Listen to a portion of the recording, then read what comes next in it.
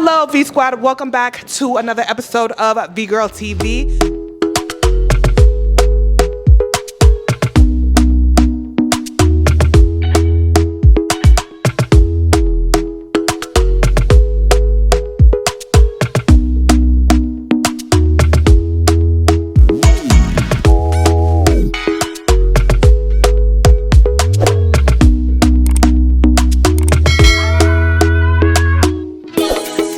Super excited for this interview today, especially for my people from JA and all the Caribbean islands. I am here with the Consulate of Jamaica, Miss Judith Edwards. Welcome to the show. Thank you very much, Vanessa. Thank you for having me, inviting me. It is my pleasure because, you know, I am a fan of Jamaica and I'm a fan of Jamaican culture. So when I met you, I said, no, we have to get her on the show. I'm privileged. Okay, so one of the things that I am intrigued by, because I didn't even realize there was even a consulate or a Jamaican embassy in Panama, right? Okay. So how did that even go about? How did you end up becoming the consulate of Jamaica in Panama? Like, how did that even happen? How did that happen? Okay, so what we have here in Panama is a consulate. We don't have an embassy here, but a consulate is probably the most important thing that most Jamaicans need, and also other people need if they need to go to Jamaica for various reasons, or if they want to do business in Jamaica. So I'm the head of the consulate, and I have been in that role for quite some time, actually. I'm not going to say how long. No, I'm going to tell you how long. I've actually been in that role for nearly 10 years. Yes, it's been a privilege. It's been an honor.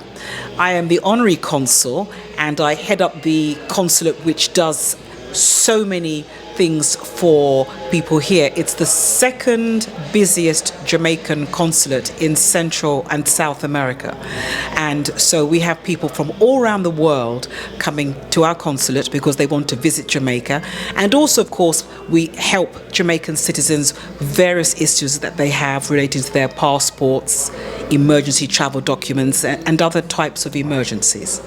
Wow. One of the things that I wonder a lot of Jamaicans, they do come to Panama, but I feel like the migration from Jamaica to Panama isn't as much as before. Is that something that you've noticed, or is it's the same? Actually, that's a very interesting question. I love that question. That's a very deep question because that actually goes to a very important issue, which is how many Jamaicans exactly are there in Panama right now? And it's an interesting point you make about how many Jamaicans are coming here right now. In my experience, and I have to speak from the point of view of what happens when I meet Jamaicans through the consulate. So in my experience, people tend to come here for a variety of reasons. You get Jamaicans who come here very often because they love to shop. And fortunately, Jamaicans do not need to have a visa to come to Panama, and it also works the other way around. Panamanians don't need to have a visa to go to Jamaica. So that's one very good thing. So Jamaicans can come here to shop, and then sometimes they might decide to extend their vacation leave, because sometimes the Panamanian government will give Jamaican citizens up to 6 months to stay here as a visitor. Exactly. So it all depends. Sometimes it might be less. It all depends on what they're given when they arrive at the airport. But sometimes people decide to extend their visit, and if they extend their visit, often they use that as an opportunity perhaps to discover things about Panama, and then also consider whether or not they would like to live in Panama. And then what I've noticed is that with Jamaican citizens is that then they'll often reach out to family back in Jamaica to find out if there's a distant cousin or a distant auntie or someone who they can link up with. And invariably there is somebody, because as you know, Jamaica has a very special relationship with Panama. Jamaicans were responsible for building the canal, not Barbadians. That's a mistake. Never mind. Yes, we all know that's a mistake. Jamaicans were the ones who were responsible for building the original canal. And even my great-grandmother came over at the turn of the 20th century to help as a cook to build the canal. So there's this wonderful dynamic, there's this ongoing relationship between the two countries, which means that even though sometimes there may be a language barrier, There isn't always, because as you know, a lot of Panamanians speak or understand English very well. And therefore, Jamaicans come here all the time. Do I think less Jamaicans are coming? Well, that's the question you asked me 5 minutes ago, and now I'm going to answer your question. So, do I think more Jamaicans or less are coming? I think COVID affected a lot of things, and quite naturally, when COVID first broke out and the Panamanian international airports were closed completely, and unfortunately there were a lot of Jamaicans who were trapped here and they were wanting to go home and they couldn't go home, and eventually when they did get home, of course then the people who had been aspiring to come didn't come. But in my experience, it's very anecdotal. You can't take my experience as being the true picture, and I'm going to explain why in a minute. Sorry, my dear. I feel now that COVID is over, that Jamaicans are starting to pick up and do their normal activities, which includes coming to Panama and exploring what Panama has to offer. Now, sorry, to cut in a little bit more. The reason why you can't rely too much on me and what I say. Two things. The Panamanian government doesn't tell me, it doesn't provide me with statistics of the numbers of Jamaicans that are coming into the country. It doesn't do that for any country. So it doesn't do that for the American embassy or any other embassy. And we as a consulate, we don't need to have that information. Most of the time, Jamaicans, citizens will interact with us, as I say, when they're in need of something in relation to their citizenship. So that's when I'll know a Jamaican is in the country. But if a Jamaican is coming here and having a wonderful time, which is 99% of the time, I'm not going to necessarily encounter that person, unless sometimes I meet somebody in the street, and sometimes people will stop me and say, "Hey, you're a Jamaican, aren't you?" And it will start from there. So that's sometimes how I'll get to meet Jamaicans. It's so funny that you say that, because my great-grandparents were actually from Jamaica as well. Oh, wonderful. On both sides. Really? Yes. That's incredible. My parents they're Panamanian. They're from Cologne. My grandmother is Panamanian, but her parents, which is the person that my mom grew up with, they used to call her Mama. She was a Jamaican. That's amazing. That is just absolutely wonderful. So even though you were born here, just to let you know, you can apply for your Jamaican citizenship anytime. How? Yes, you can. It's actually a very simple procedure. You just prove that you have your Jamaican grandparents, and you only need one. It's great that you have four. Great-grand, though. They're great-grand. They still count. Really? They still count. It goes back to great-grandparents, yes. So grandparents, great-grandparents. So great-grandparents, grandparents, or parents. If you have one, then you are entitled to register as a Jamaican citizen, and then you can get your Jamaican passport if you want. Yes, that is amazing, because I'm always in Jamaica. It's so funny because my aunt, which is my grand aunt, she went on to explain that her father was from Westmoreland. Oh yes, Westmoreland is a lovely part of Jamaica, and a lot of it it consists of the farming communities, and it runs right down to an area called Negril, which is as you probably know, it's got the 7 Mile Beach. Yes, but no, Westmoreland's lovely. Yeah, great. I'm excited. I want to do the DNA testing. You know, when they check your genes. Yes. So I'm waiting to do that next week. I actually paid for it. I'm waiting for them to ship me the. Interesting. I can't wait to get back my results. Oh, so which one are you doing, just out of interest? It's called 123 Me. Yes, exactly. Yes, to know all about your ancestry. Wonderful. So I cannot wait. So I wonder, because my friend, he's my best friend, who's also my daughter's godfather. He is Jamaican, and that's the reason why I'm always going back to Jamaica, because of him. He had no idea prior to meeting me that Jamaicans were responsible for building the canal. And I'm wondering why in Jamaica they don't teach that. Why does Jamaican culture not teach their children that we are part of Panama. Panama is part of Jamaica. We're like distant cousins. You know, you are amazing. That's another excellent question. And I have tried to encourage discussion about this with the media. I've actually even said to Jamaican media, and you are media as well, you are in some ways more powerful media. So it's great that you are asking these questions, and then there's this huge debate that needs to be had around this. You know, I think one of the reasons perhaps why this is not talked about much in Jamaica is perhaps because Jamaica has enjoyed so many other cultural successes that in some ways this is a story that gets drowned, although it's a very, very important story to be told as well, because as we all know, the Panama Canal is one of the most important logistic entities in the world. Most of the Western world, in some way or another, is dependent on it. Well, if you think about the United States and Central and South America, and most of the trade from China, Japan, comes through the canal to go to America. So it's incredibly important. And as you also know, Vanessa, the story is a very, very tragic one as well, because a lot of Jamaicans died building that canal. But there are several misconceptions that I think should be addressed by both countries. So going back to Jamaica, your question is specific about Jamaica.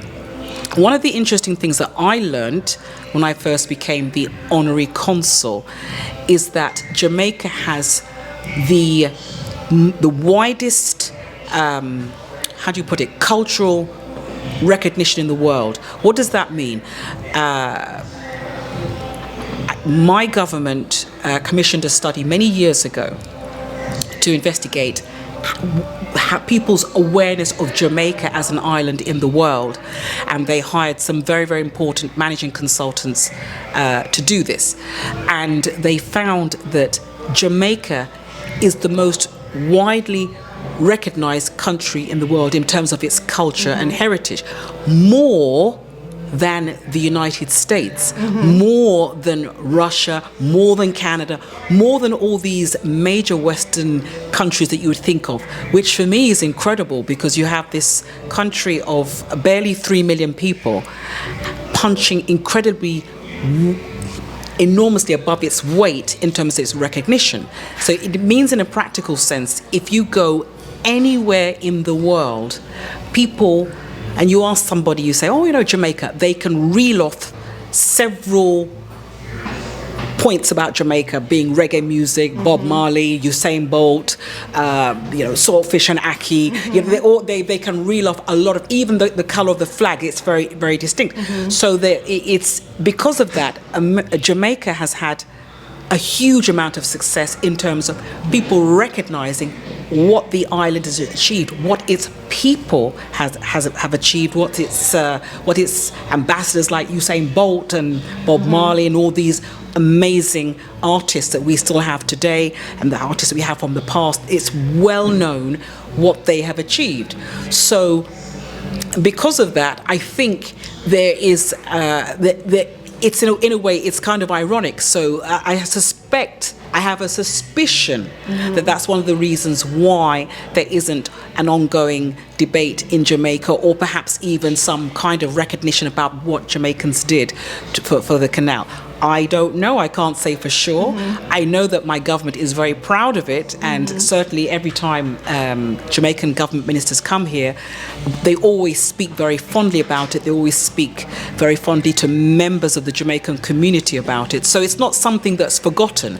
But it's an interesting point that you're raising, which is, should it be recognized in a more formal way in schools? I think that's something, that's serious food for an excellent debate to be had in Jamaica. Well, I need to go to Jamaica then. Yes, exactly. I think it's you could start stimulating that debate with your channel. Okay. I really love that question. It's an excellent question. But I hope you understand part of the reason why. Yeah.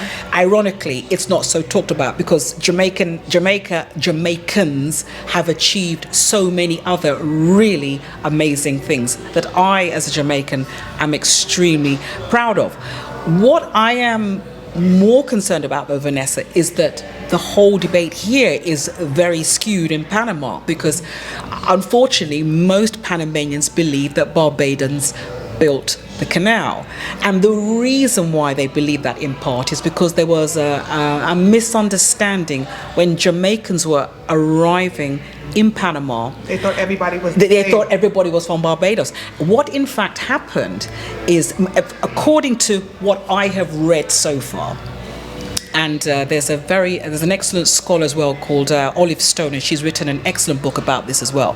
But from what I understand, when the canal was being built, the Brits were very concerned about the Americans gaining potential huge amount of power from the impact of the canal. So they more or less said to Jamaicans at the time, listen, if you go and build that canal, you go and help to build that canal, when you come back, you might get hit with all sorts of taxes or other penalties and things like that. So they tried to dissuade Jamaicans from going to build the canal. However, Jamaicans, and this is something that I love very much about being a Jamaican. Jamaicans are very adventurous, very go-getting, and that's why there are lots of Jamaicans all around the world even now. But anyway, what happened is that Jamaicans naturally said, well, hang on a minute, there's a chance to make some good money here. The Americans are calling us. So they couldn't arrive from Jamaica to Panama directly. There was no direct mode of transport. Obviously, there were no planes. And there were apparently no direct ships to go from Jamaica to Panama. So what happened is that a lot of the time, Jamaicans had to go via Barbados. And apparently, and which is really odd, because you're kind of going away from Jamaica to come back down to Panama. But apparently that's what happened. And when our Jamaicans arrived in Panama and they were asked at the port, where have you come from? They would say Barbados. They wouldn't ask them, oh, by the way, what's your nationality, or where are you from, which is really Jamaica. Where are you really from? The nationality at the time was British, ironically, so that's another debate altogether. But they were not asked, where are you from? They asked, where have you come from? And Jamaicans, being concerned as well about this Governor General at the time having made various threats saying, anybody who goes there, when you come back with your big bucks, you're going to get taxed. So of course, people are being a bit smart. They were being a bit smart and saying, okay, I'll just say I came from Barbados, because technically I'm not lying. You're not lying when you say you've just arrived from Barbados. But the truth was, they were Jamaican citizens.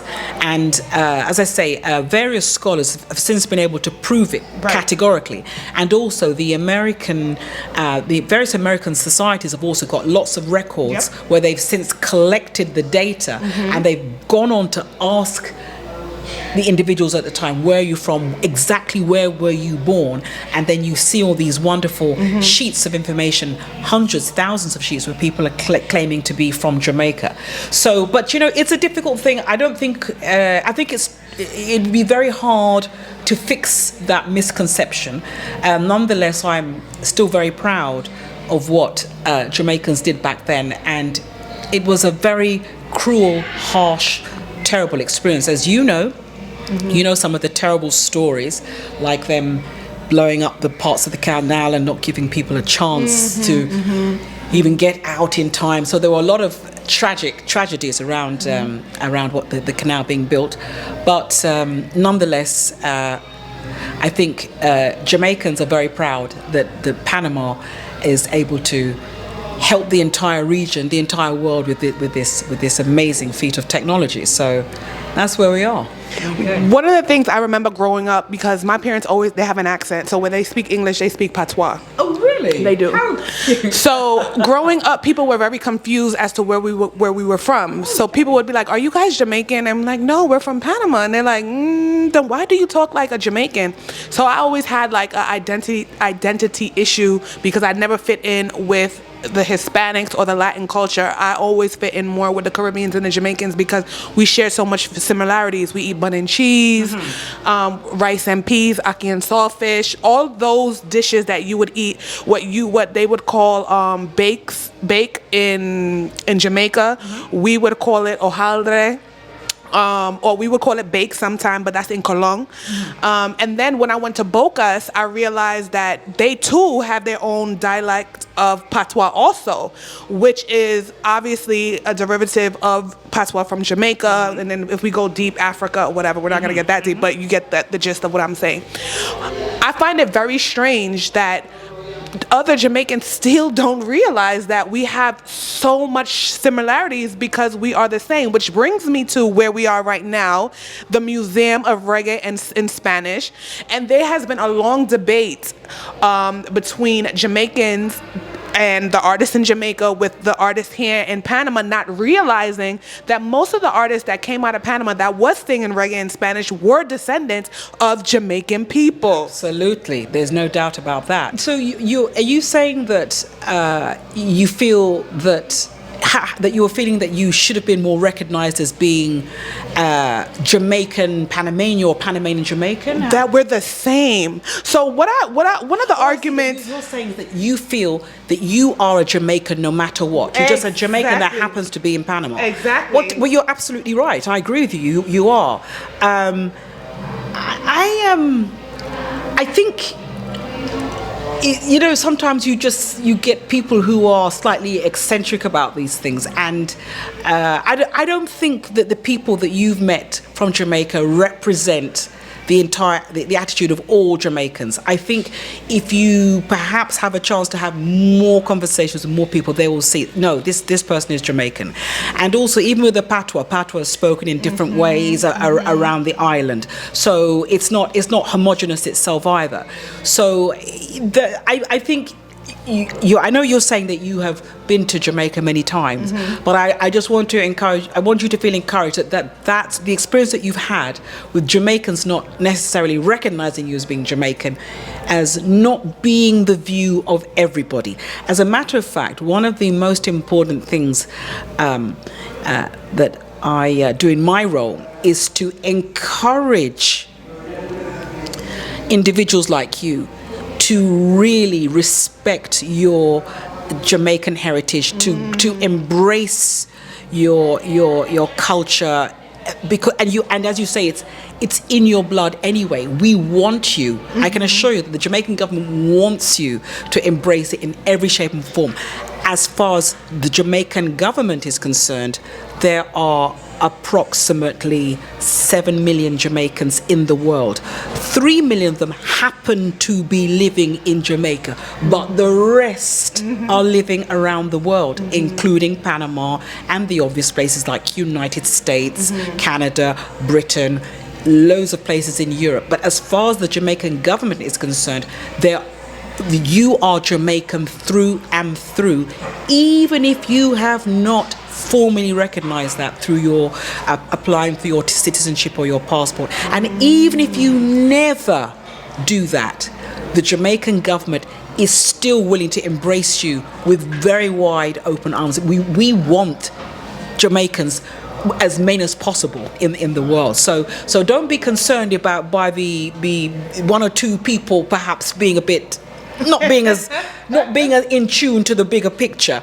because the important thing is that the Jamaican government, for example, and also other communities, other organizations in Jamaica, there are loads of organizations abroad that also recognize Jamaicans in various shapes and forms, and there are conferences with what they call the diaspora.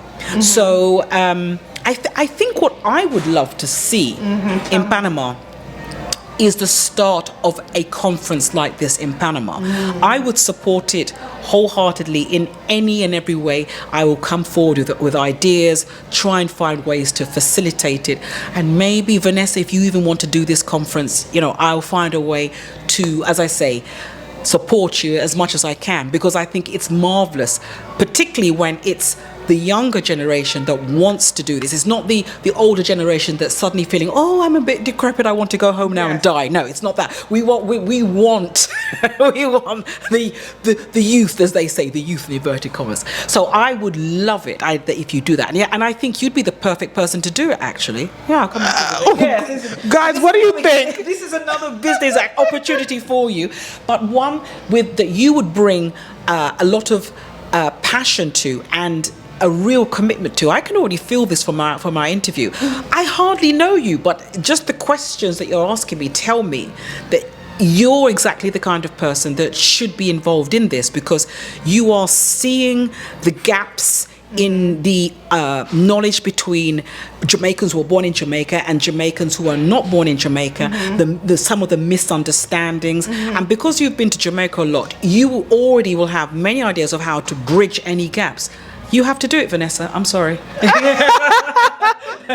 Guys, leave in the comment section and let me know if you think that I should get involved in this activity. And then if we get to 100 likes, I'm going to do it. Okay, great. Okay.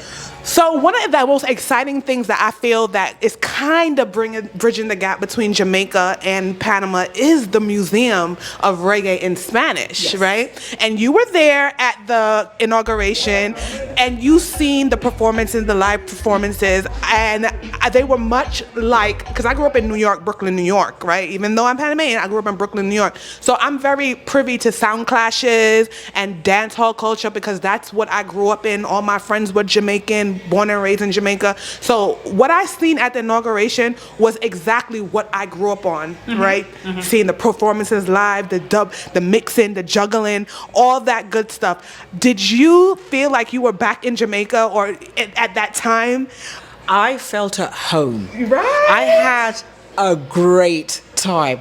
My body had to move, right? Because, okay, I arrived, I'm the honorary consul, and I have to be all formal and whatever. And then 5 minutes later, 5 minutes later, the body had to move. It was amazing. I had it was an excellent opening. And I was really, really privileged that I felt so happy that I'd been invited, you know.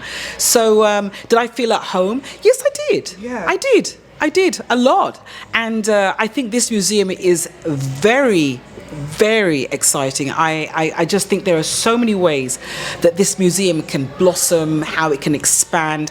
And I'm also doing my little thing behind the scenes to try and support and advise, encourage, a sort of a form of mentoring, and just so that there are some brilliant ideas floating around already for the museum, but you know what it's like when everybody can bring a little something to the table in terms of ideas. So I'm doing that already. But back to your question, no, I felt perfectly at home. I had a ball. It was wonderful. It was amazing, Sam. Have you had a chance to go visit areas like Rio Bajo and places in Colón? Because if you checked out those areas, Bocas del Toro, it's a lot. It does give you Jamaica vibes. Oh yes, I mean obviously, of course we go to soy colonesa. Which means I'm from Colón, and now I go to Colón all the time, and we go to Colón, let me say, at least twice a month. It gives very much downtown Kingston. Yes, we go at least twice a month, and Bocas, I don't go to Bocas so much because, as you know, that's a little bit of a journey from. So the museum, do you think that this is something that you're going to introduce to Jamaica so that when people come from Jamaica, they can come to Panama and see what we're doing here? Absolutely, without hesitation. As I say, I am doing my best to support the museum in many ways.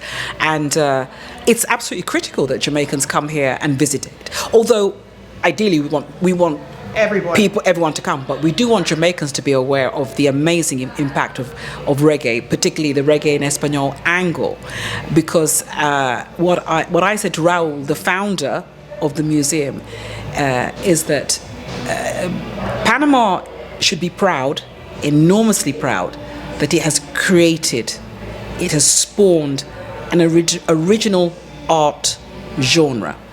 And this is a big deal because not that many countries in the world can claim to have done that. You look at the United States, which is roughly the same age as Jamaica. Panama is a much younger country. It's only been around for 100 years.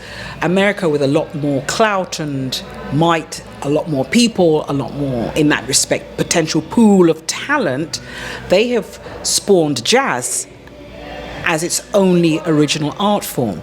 But Panama, a country of barely 4 million people, barely 100 years old, has created an art form. It is the founder of an art form that is now impacting all around the world. And to me, it's wonderful that, like you said, that a lot of the original artists were Jamaican as well. That's why the museum is critically important for Panama, for Panamanians to see it as well as Jamaicans, so that there's a recognition that, look, this is what came from our country, and look how we have created this. Because it's one thing having a canal and an excellent economy in many other respects, but art is responsible for making society advance in so many different ways as well. And we should never underestimate the impact of music and how far it reaches economically, as well as socially, culturally, and everything else.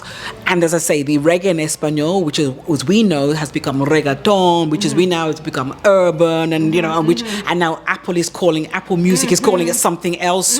We know what they're up to, but but nonetheless, it's all from reggae in Espanol. So we should be very much embracing this, and I certainly would be encouraging a lot of Jamaicans, or every Jamaican I see, to visit this, of course. Yes, because we are your cousins. Absolutely.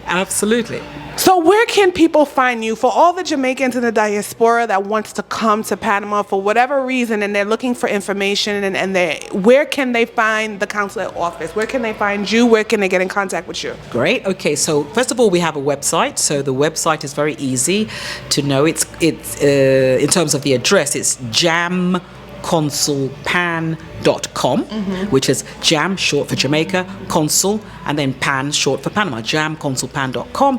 And our offices are now in JW Marriott. Right? Oh, wow, Jamaica's fancy. We're trying. So yes, we're in Punta Pacifica, right there. So yes, you can, and we've also got a number which I can't remember off by. What's the number? Anyway, we'll put it on the screen, put it on the screen, or it's on the website. So you can find us there. So call us, send us an email, and the email is easy: jamconsulpan@gmail.com. jamconsulpan@gmail.com. There you go, and then you write to us, and we'll give you a steer, or we'll help you in any way that we can.